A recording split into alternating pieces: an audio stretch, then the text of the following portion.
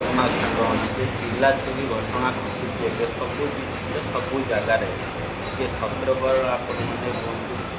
ଆଜି ଭଦ୍ରକରେ ଗୋଟେ ଘଟଣା ଘଟୁଛି ଚଣ୍ଡିଙ୍ଗା ପଞ୍ଚାୟତ ପିଲା ମାନେ ଆଇଛନ୍ତି ମାଗଣା ଆଗାରୁ ଆସିକି ଆମେ ପିଲାଙ୍କୁ ନେଇକି ଯାଉଛନ୍ତି। ଟିକେ ଆପଣମାନେ ସତର୍କ ରୁହନ୍ତୁ।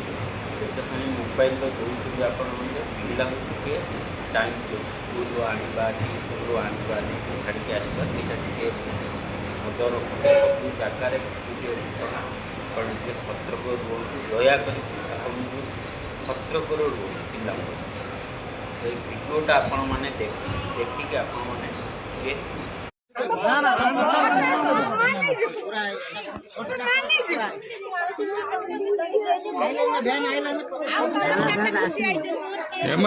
ये वाला दीटा बोले से सके बके रही था